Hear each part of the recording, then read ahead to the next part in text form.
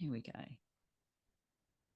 So, welcome to our talk on menopause, looking at menopause as a fresh start or second spring or a new space that we emerge into. Because every time we do one of these talks, we're like, what should we talk about? What's the focus? And I said, well, really, it is the first day of spring, actually yesterday. And officially called Imbolc in the Celtic calendar. So we're going to talk a little bit about that today, but welcome to all of you. And I'm Caroline Gaskin, and this is my colleague Fiona Eady. Hi, everybody. And this is our fifth talk we've had in this series. So it's nice that, so there's a lot, we're seeing lots of names of people coming back. I think this is turning into a little like community.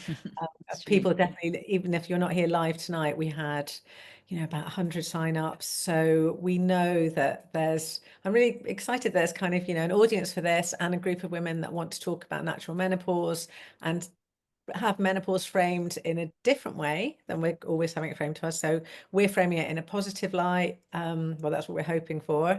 And yeah, great. So thank you so much for coming, and thank you for everyone who's watching the recording as well, because we'll send that out. Yeah, thank you so much. Because it really, I often say this, sometimes I feel like my work is done, I've had a real kind of breakthrough and something great's happened for someone or group of women. And I think, okay, what's my next step? And then something will call me back and say, no, there's still a lot of work to do in this space that, women, everybody is going to go through this, whether you're supporting a woman, whether you are the woman, whether it's your mum, whether it's your sister, your friends, we're all going to experience this huge transition that we as humans make that other creatures don't, and there's a lot of messaging in there, isn't there?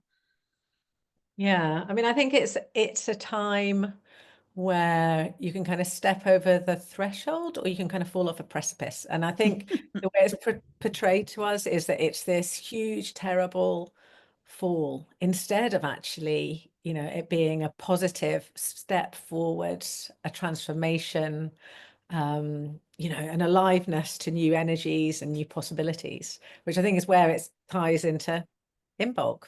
Yeah.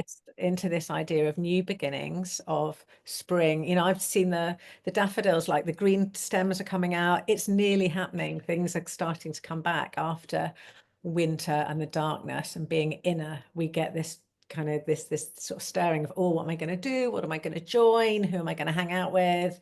Planning a few things. I can really feel it.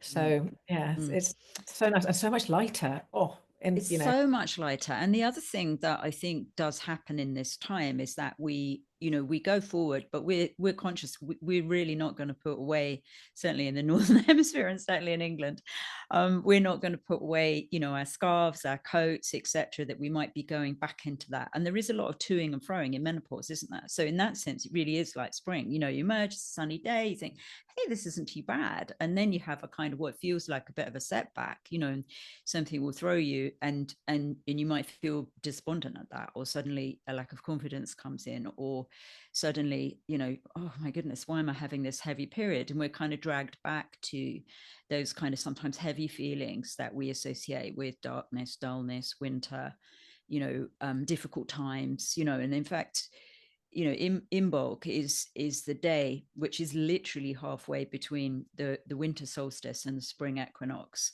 and it was yesterday. And it's the day when there's a quickening, and it literally means it's this halfway point, but the word Imbolc literally means in the belly, that something is stirring in the belly of the earth, and something is stirring within us about throwing off those winter weeds and moving into the spring, that there is a kind of a quickening, and what does that mean at menopause? And certainly one of the things I wrote, which I put into a little a Canva square, was when I started menopause, all these panicky thoughts came up. What was I letting go of? What did it mean to let go of what I perceived to be youthfulness? And in fact, 10 years the other side of menopause, I've got good energy, I'm strong, I'm fit. I'm like, oh, well, that's not what I was told, as Fiona said earlier, that's not what I was told about menopause. Yeah, I think there's just so much unease. You know, it's like when you're in your 20s and you think about your 40th birthday and how old you're going to be. Then you get to your 40th and you're like, oh, that was brilliant. I'm so young. I'm like, 40 years young. You feel about 22 when you're 40. And it's the same with menopause. It's this looming uneasy feeling that you're getting closer and closer to. And looking around for role models, I found really difficult because your society's kind of doesn't show us them. I think No. in the world of health, we're really lucky because we have these like vibrant, vibrant like 80-year-old women speaking incredible truths and wisdom. But outside the world of health, you're kind of like, what's going on? Where's who do I look Yeah, to? you're being And retired, if we look at other industries, entertainment, teaching, all of those things that are kind of leading industries, and definitely not in natural health is not something that most people choose, when it comes down to it. So we are in quite a kind of unique space at the moment. And hopefully that is changing, but we mustn't forget that we're actually speaking to quite a small audience here. The vast majority of women are feeling a dragging in the belly and not a quickening of some kind of change, an opportunity to let go of things which no longer serve us, and I did feel in menopause that, when the Chinese talk about it as second spring, it's taken me a long time to see that, because I did feel quite autumnal, and that could feel a bit sad, that I was saying goodbye to parts of me, my life that I'd loved, nurturing, mothering, directly feeding children.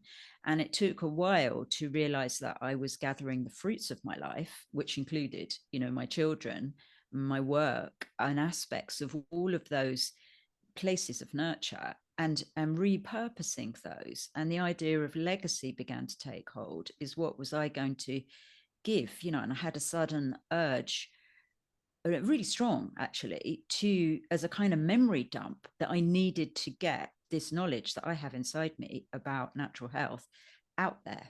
So I started to do courses and workshops because I saw that people needed what I'd been given by others, and I was repurposing it, and I'm still doing that. And that legacy of body of work, I know that others will take and take on. So what is it that is happening to us at this time? And that can feel a bit panicky at first, but I wanted to leave something useful for others. I wanted to give back. And I realized that I had a lot of older women in my practice that I just thought were absolutely fabulous. They were doing things which were often built on compassion. They were starting something new and exciting in their 70s, post menopause.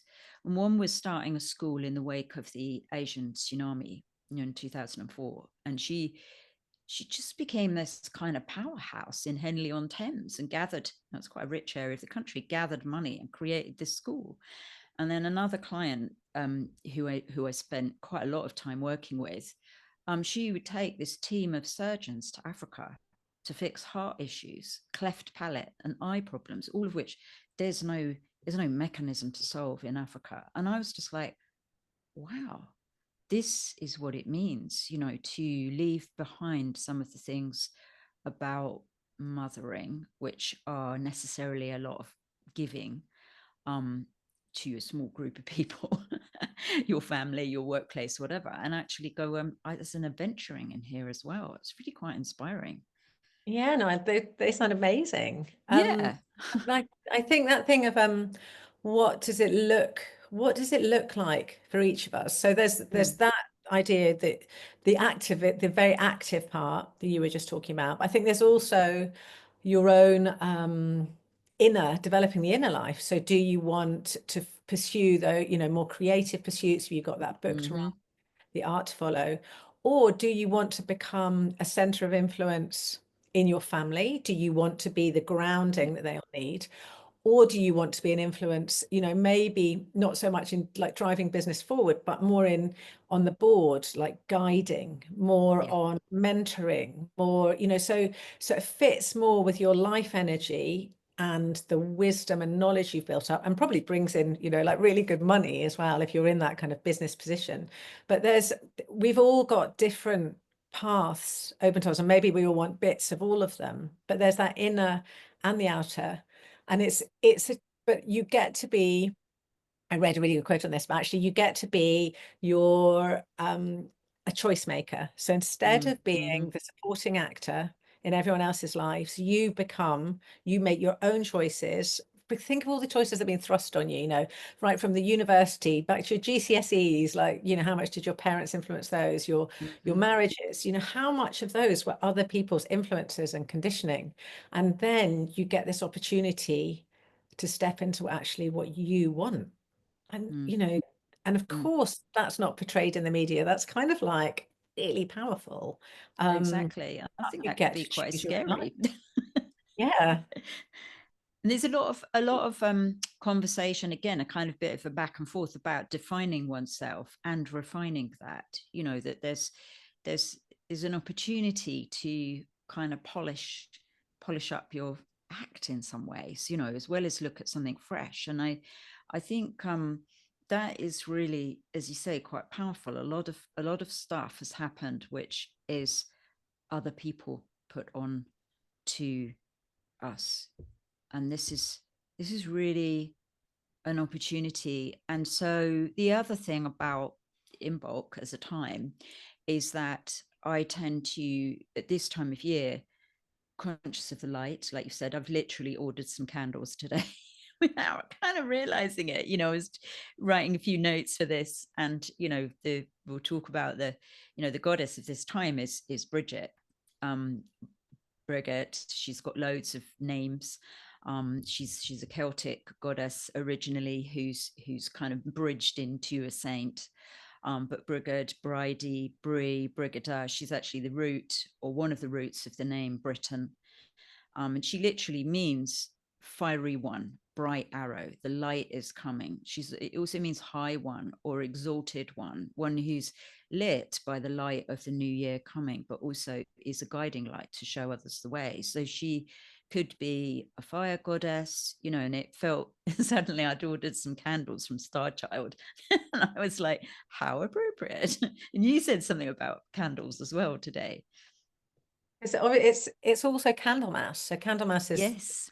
so in the Christian Yeah. calendar, Yeah. is a festival linked to renewal, hope, and purification. So that's a lot of the themes of Imbolc as well. I mean, obviously, as we know, all these things are layered on top of each other. Yeah. So yeah, so Candlemas, I think I used to actually make candles on Candlemas because my son used to do it at school, and then I used to want to do it at home as well because it's really nice. So that thing of kind of welcoming this new light in and thanking the Mm, candles that see you through winter and then stocking up again. mm.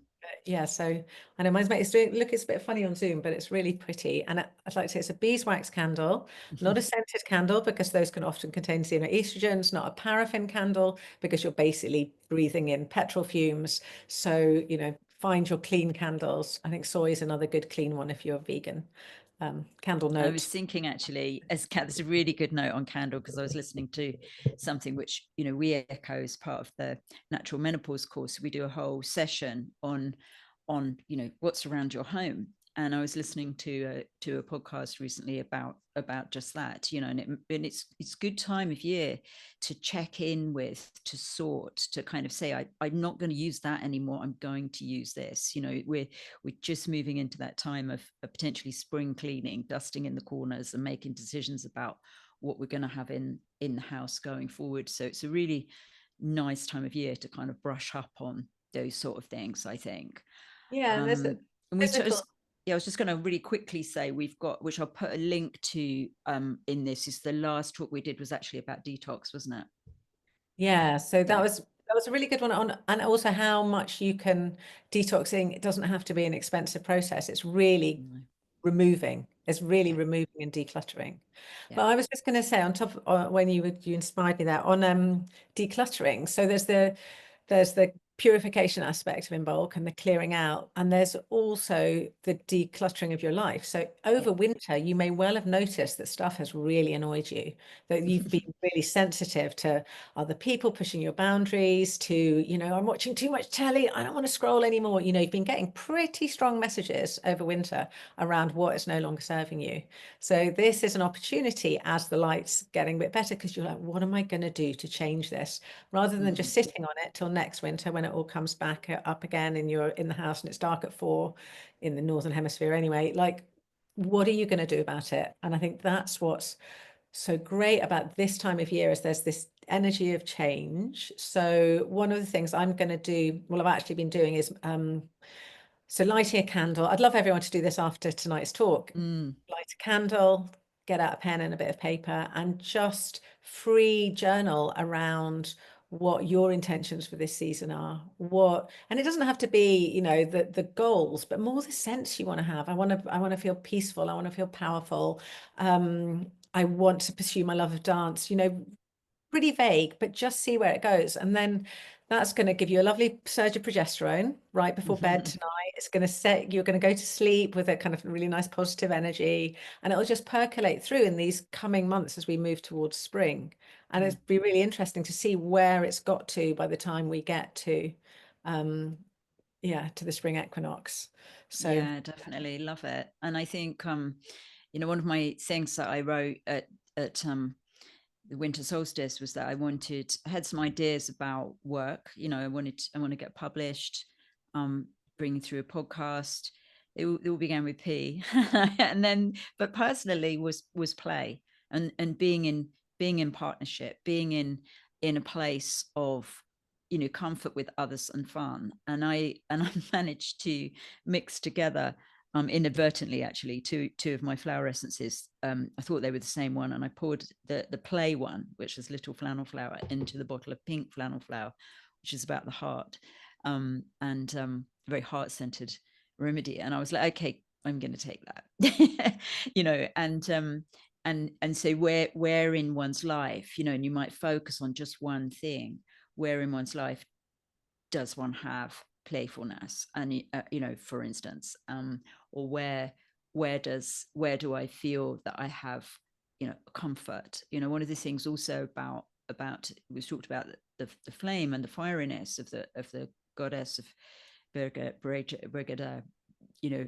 wherever we come from, the name is there. It's in so many different languages for this time of year, as a goddess. And is fire is obviously warmth, you know, and we've sought the fire through the winter, and we use the fire for purification. We use it to pass the animals through the fire at this time of year, so that all the bugs that they've acquired over the winter, you know, get freed from their coats.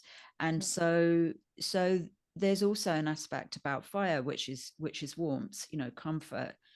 There's light and there's comfort. And so it might be, where do I have comfort in my life? Where do I need to do that, to do something about that? You know, and a friend came around today, someone I know for years, and she trained with me years in homeopathy, and she called by, and she gave me this. She had this funny cushion with her, which is a pair of pink velvet lips, and I was like, that's really cute. And she said, do you want it? And I was like, yeah, I would really go with my kitchen, you know. So I'm going to see those every year, every day in my kitchen rather, and laugh about them and be called back to, you know, this, you know, she's somebody who wears bright lipstick, and I can't think of her without thinking of her lipstick. So, you know, just sometimes there's something that we latch onto that is part of the kind of ritual reminder, and candles can be that, writing can be that, you know, setting time and intention to create ritual. And one of the other things I wrote, which I try to do most days, but certainly we talk about a lot, is dry skin brushing. And at this time of year, that is a really great thing to do before the shower. We talked about it as part of detox, but it's also very stimulatory. So it's stimulating our body to work efficiently. So we brush the skin with a dry natural bristle brush before a shower or a bath. And at this time of year, we might be thinking about literally, you know, cleansing, clearing, letting go, of winter weight. You know, it stimulates the leptin receptor cells under the skin, which help us manage weight. Might go to bed, you know, half an hour earlier, because that will help prime other hormones, which mean that we can let go of any winter weight that we've gained. You know, there's so many kind of little things that can come out of taking some time and attention, I think, at this time of year. yeah, I think my sort of in bulk writing has been a lot about relationships, because what I Mm, found was in early peri, I became quite socially sensitive and I didn't really want to, having been mm, mm, extroverted all of my life. And this time coincided a lot time-wise with COVID. So I, got locked down and then got stuck in a way. mm, And it's quite interesting now as I move into the later stages of peri that I'm really like, oh, where are those friends? Where are those friendships? mm, I'm soon to get married to an Italian, and I don't speak Italian. So how do I develop better relationships with these mm, in-laws? I'm going to learn Italian. So the idea that I was writing around was relationships, but what it actually led me to was, right, I need to learn Italian. I need to go back to dance class, like those actual sort of structured, the actual to-dos sort of fell mm, out of it. But what the real thing was like, yeah, my real missing has been relationships. And I mm, think there is that kind of thing in peri of the turning inwards can be a bit of a jolt for mm, us. You think, oh mm. God, is this going to be me forever? I don't want to be around people. I get really upset. I get really triggered and sensitive. And then it's so lovely to feel like I want to get out there. And just as, Mm. everything's coming to life again as well. So I'm going to go with that. Yeah, I went through a stage where definitely had more progesterone going on because I literally wanted to wear um, much more feminine clothes. You know, progesterone is the kind of the hormone that helps us carry the baby, gives clarity of thought, all sorts of wonderful things about progesterone. You know, hair's shinier, skin tends to be better when we've got kind of progesterone rich scents in our body. And it was just really interesting to want to wear different colors and be much more feminine because I'm quite a tomboy. I wear jeans most of the time, and that was quite interesting to kind of rebalance my wardrobe because my hormones were changing. And I think what we see in the course as well is that by the time people have gone through this 6 week, we get to watch this 6 week Mm, transformation mm, happening. There's a lot of we run the natural menopause course. It's a 6 week course, and there's a WhatsApp group, and we have live check-ins every week as well with the mm, small group of women. And what we see, as well as what people report in the feedback, is that it starts off in this kind of everybody, a lot of anxiety, a lot of poor sleep, a lot of confusion. And then even in 6 weeks, you see this kind of empowerment, kind of, I've got this. I know what my mm, body's doing. I'm mm, not overwhelmed by these symptoms anymore. I understand them and I know what I need to do. And then at the end of it, there's the kind of chat around, we were chatting around, I think, I'd gone surfing and I was talking about having taken up surfing in my 50s and how much I'd always wanted to do that, and it'd been a bit of a stirring inside me, and I'd followed it through. And then everybody started talking about what they were doing, and mm, even through the duration of this course, people had moved from things being a bit of an idea of something that they'd quite like to like, no, I'm going out there and I'm going to record this myself mm-hmm, singing, or I'm going mm-hmm, to reform this rock band. There was a lot around music. It was really interesting that when you bring women together, we can really, like, everyone sort of feeds off each other's vibe, and there's a real mm, fun and power in it, mm. um, which does segue us onto the course actually. Yeah, As well. it's true. It's true. It does because I think what emerges is a real sense of there's a sense of joy that comes through.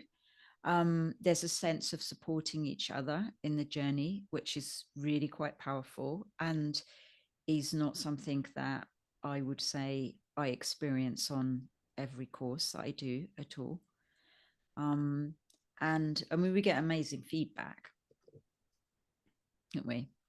Yeah, it's been, so we've done the course, we've done two lots of the course so far. So we've started the course last year in July, and we've had two cohorts of women that we've taken through it. And what we did was we pulled together all of our knowledge really around what works best at menopause, and we kind of distilled that down to these 6 pillars of health. And what we do is each week we tackle a different pillar and we all work together, and Caroline and I do everything along with everyone else because everything always needs repeating and resetting in. And we try, by what we're aiming for by the end of the course is that the women leave with a plan of what they're going to do over their menopause, and that those behaviors and that structure are not just for menopause, but really how to live for the rest of our lives, how to live well, how to nourish ourselves well, how to get enough light, how to get enough sleep, how to bring enough joy into our lives in your own individual way. And then we support that with nutritional supplements, lifestyle hacks, and homeopathic remedies. And you're actually have made us a special remedy as well for this. Yes, yeah. So for this session, what we thought we'd do, because quite often we have, a kind of some kind of incentive around joining the course, and I've got a sleep combination that I have used for years in my practice, and I would get people as a standalone homeopathic remedy, just saying, "Oh, can I have some more of your sleep combo?" But you called it, which I thought was really sweet, Sleep Supreme, didn't you? Yeah, So Caroline, it's, yeah, Caroline Sleep Supreme remedy. So if you join the course in the next, how long did we say? Till till Friday? Thursday. Yeah, I think, yeah. Thursday We or did Thursday at Friday. midnight, which is Yes. Yeah, Thursday at midnight. Then you'll get an additional remedy in with your remedies. So there are course remedies that of the first 3 weeks of the course, which are around cleansing, detox, blood sugar balance, mineralization. And then we move into the second part of the course where we've done quite a lot together, and we journey into looking a little bit more at the female focused remedies. So support for your part of the journey, wherever that is, because obviously we get women at all stages of menopause on the course. And I should say, actually, we also get women who often get asked this, who've had surgical menopause. So they've had some kind of womb surgery. We've had women on the course who've had breast cancer in recovery, so they're on medication around that. Can I do the course? Can I take the remedies alongside? And that's the joy of a lot of what we're working with is absolutely fine alongside other health choices that you're making. And of course, we get women who come on the course who are seeing a homeopath, and so they say, is it okay to take these remedies? And we would say, happy to have a chat about that and to let you know what what remedies are on the course. And then additionally for this session, it's a sleep combination that I'm going to add to anyone who signs up in the next few days. So as I say, it's something I've been using for a long time. Obviously, I'll let you know how to take it. But one of the things that I added to it is a homeopathic remedy called Califos. And Califos is interesting because it's a remedy about grounding, about reconnecting with the earth, about calming the nervous system, about dropping anxiety. And sometimes those surges of anxiety come up. And so, with sleep, we're asking, what is it that's preventing sleep? When is sleep a problem? Beginning of the night, during the night, towards morning, I wake and then can't get back to sleep. What is the issue around sleep? And so combination remedy can be a really great solution. So yeah, anything else that I should say about that? I think we should just probably chat a little bit about the course. Have you got the Sure. No, just meant about the sleep remedy. remedy? So I know there's Yeah. some valerian in it, which is absolutely fantastic. Yeah. Do you like valerian particularly? I really do. For me, I found Mhm. that it takes it. So when you take it as a sleep remedy, what it does is it obviously it's sort of pulling down your cortisol levels overnight and it's giving you better sleep. But in so doing, it just means that when you wake up in the morning, your anxiety is, if you're suffering from early menopause anxiety, which many women do, it's your anxiety levels have really dropped and it kind of holds you all through the day. Mm-hmm. And that's what I love about valerian is that it's it's often given as a sleep remedy, but it has a much bigger Yeah. action. Wow. It's true, actually. I often say to take it at the beginning of the day as well. I like valerian. So there's other herbs as well I use in a similar way. I'm just going to screen share actually from I've just put a link to the course in the oh, chat. brilliant. Yeah, great. Let me just do this from the beginning.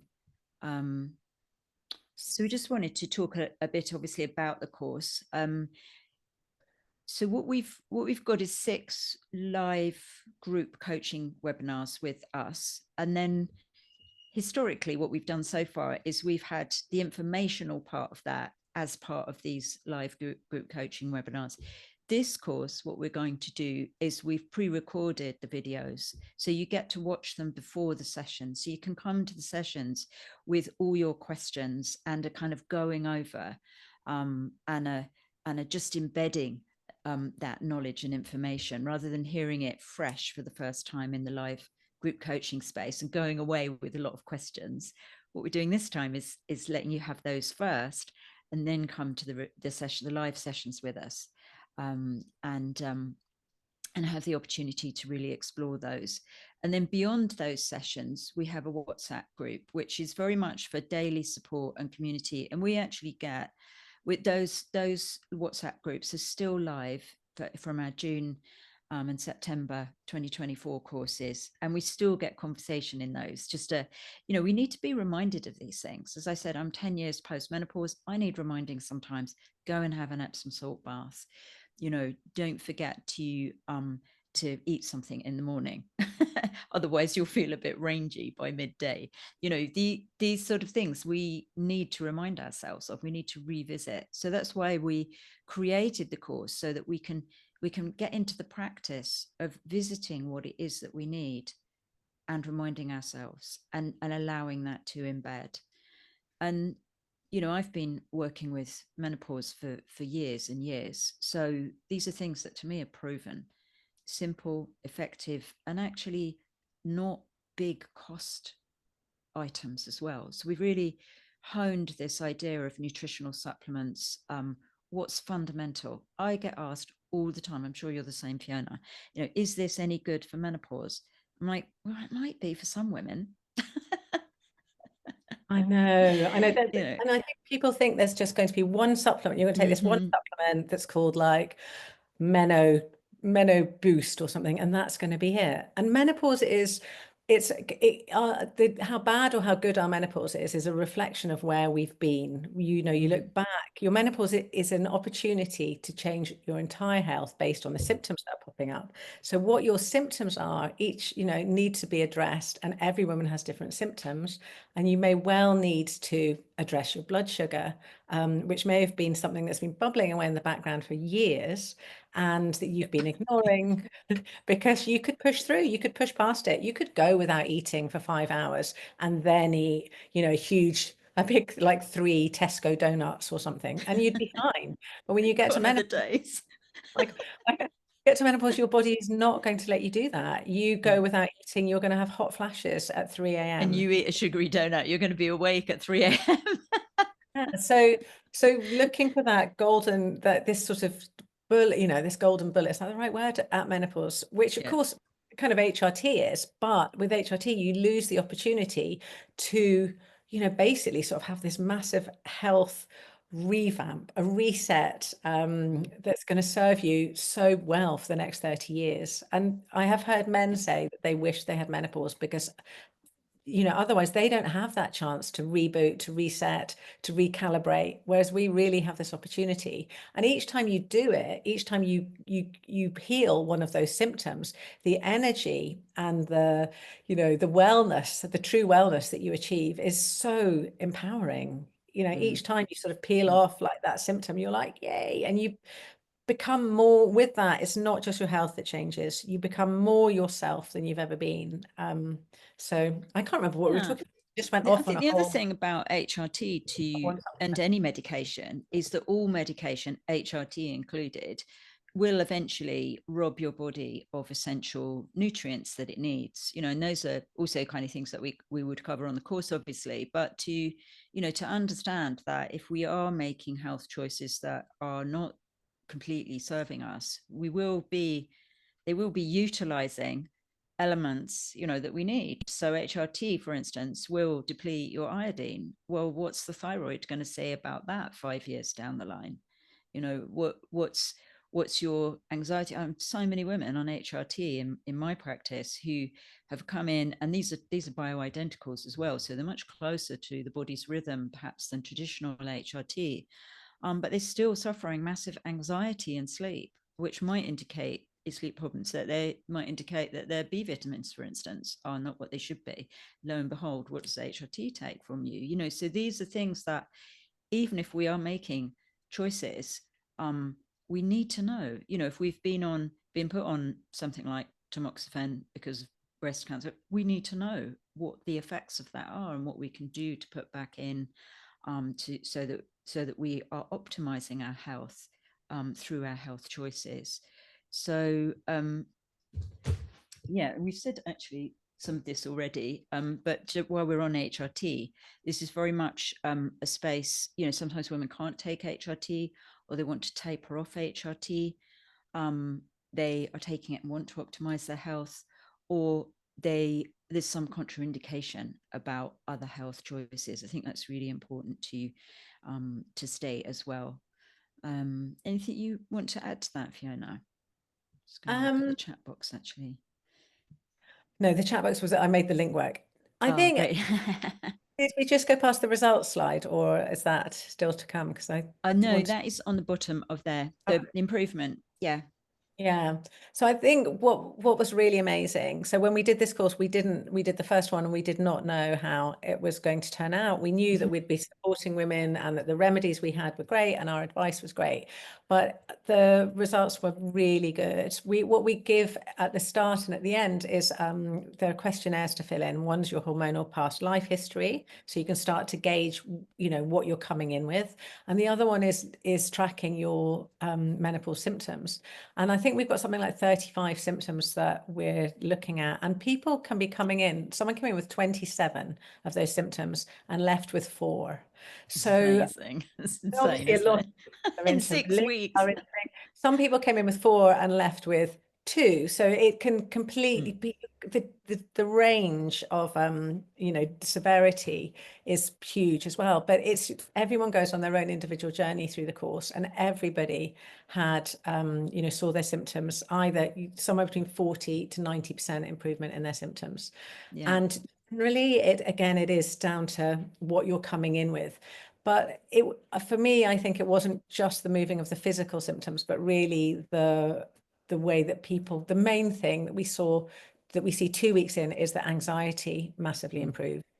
And when anxiety improves, that transforms your life. When you're living on that, low grade anxiety, and when that's gone, it feels like a knife edge, doesn't it? It's a horrible place, and surges of anxiety, which I'd never experienced before like that. Yeah, take you back. It's just like, what was that about? How did that happen? Just kind of whitewalling with fear. It's like, where did that come from?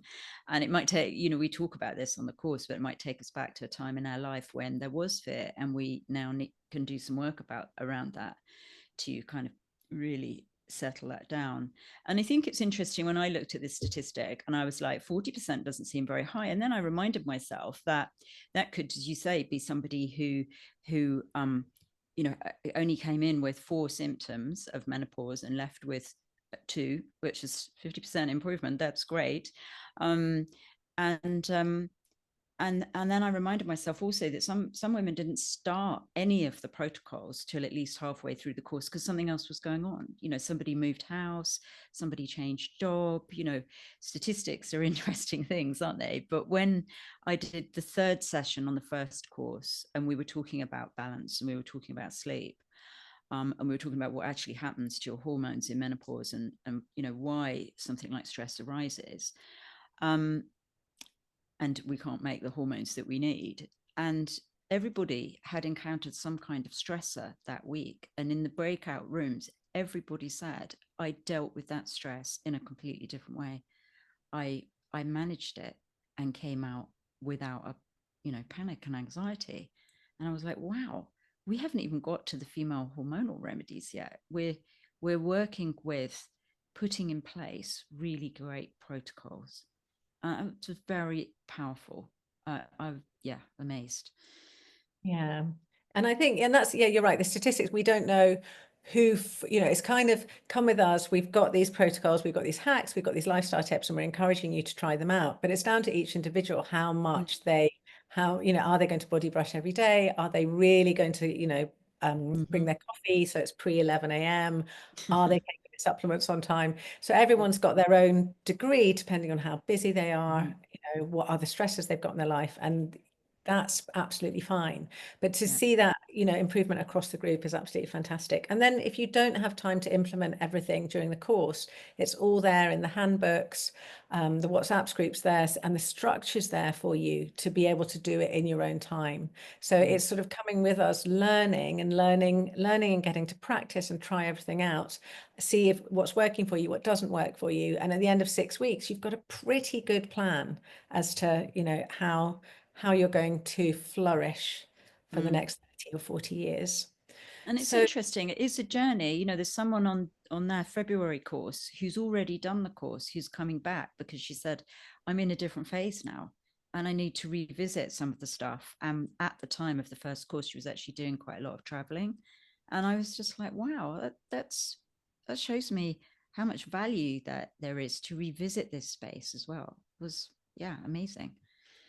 so we've Um, got a few places left. mhm. We're starting in 2 weeks' time as well. So yes, and we've got a special sign. Three weeks 3 weeks' time. time. Yeah. 3 weeks. Yeah, so we've got the course does cover a lot. And I think the reason that we want to cover so much is that's the other reason anxiety goes down. When you start realizing what the purpose is, what the sign is behind each symptom, what does a hot flash mean? What are you missing? How can not only how can you manage that, but what is happening in your body? And I think that's why we have these webinars, which are really, they're science-based. We reference things. We are looking not only to Western medicine, but also to TCM, as well as homeopathy, a little bit of herbs and flower essences as well. So we pull together lots of different, information places about menopause. And with that, we're aiming so that you can really understand what is happening at menopause because it has a purpose. The body has this incredible intelligence. Mm, So everything has a purpose. And then we start with, first of all, detoxing because the body has to be clean if it's going to be able to absorb. There's no point throwing all these supplements and remedies on if the body can't absorb. And we're also looking at all the chemicals in everyday products. For example, recently, black recycled plastic mm, turns out is recycled from leftover electrical waste. And if you think about takeaway, if you buy a ready meal that mm, comes in black plastic, this stuff was never designed to come into contact with us and our mm. food. So this is continually evolving. And so we evolve the course each time. And then we It's look true. at Yeah. really optimum nourishment, Mm, not diet, weight loss coming through optimum nourishment, and yeah, absolutely no restrictive diets as well. And then Caroline, you do work on sleep. mhm, mhm. And how Yep. to enhance energy and vitality, looking at where we are spending our energy, and maybe making some changes there. One of the things that I'm really, you know, keen on talking about is making a plan for menopause. That you can come back to, address, tweak, and to signpost where it's relevant. To say, well, this would be appropriate for you, but given your symptoms that you've come in with. And that could be anything from physical therapy to time spent out in nature, to seeing an individual on a one-to-one base, having the Dutch test. There could be all sorts of things that we put in there, and it might be, okay, this is my plan, and I've got this that I'm thinking about doing in 6 months' time. And to me, so many courses, it's very, very easy to do a course and A, not really attend to it, and B, not really come away with something which is practical, that I can take forward, and also step by step. 6 weeks is a time where we can establish good habits. There are all these kind of statements about how long it takes for us to establish a good habit. So we're really kind of putting those things in place in this time. Yeah, so it'd be lovely if anybody's able to join us. And yeah, has anyone got any, also, have we got any questions for tonight? I don't think there's been any. Let me just have a quick look. So if anyone's got anything that they want to ask us, and if not, get your candles. Yes, I'm going to light pale pink candles. They're the only ones I've got left. But I thought I'm going to light those. And a friend gave me those actually. And yeah, just celebrate this time of year coming into something with the potential end of the year. You know, I think it would be very easy to look at the year in a dispirited way. I found also that when I was working with my flower essences, that I was adding light as an essence from the chalice well essences. I was like, that felt so good, you know, to bring in those kind of elements. So definitely light a candle, right? What would you like to see in your life, or what is in your life that is nourishing you? Yeah, yeah. And also it's a good time to plant some seeds. So we are literally planting, well, not literally, figuratively, planting seeds. What do we want to grow and germinate this spring? I've literally got some seeds on my kitchen table. The last thing on my list. So I brought these along. So I was thinking about fire. I've made marmalade for in bulk. So that's, you know, all the, you know, marmalade's such an amazing thing to make at this time of year, because you're taking the harvest, you know, the warmth, the sun. And I encourage you to buy these fabulous blood oranges, because they've got far more antioxidants in them. So it's all these little tips, you know, that we bring into the course. But you know, to have something antioxidant rich as your morning, full of the vibrancy of the year, of the sunshine of the year, you know, and to take that through these any dark days that are kind of hanging around now. And of course, it's full of seeds, isn't it? You know, to kind of grow. So the last thing on my list, apart from making marmalade, tick that box. Tick the box of making some remedies. Is some seeds. I've got some catnip to sow. Minus tomatoes. Yeah, so it's great. It's I love the theme of tonight's talk. It was really good. So Thank thank you you, all for everybody. joining us. It's really great to have met you. And yeah, if you've got any questions about the course, just drop us a line as well. Thank you. Hi, Thank everybody. you. Thank you Bye. very much.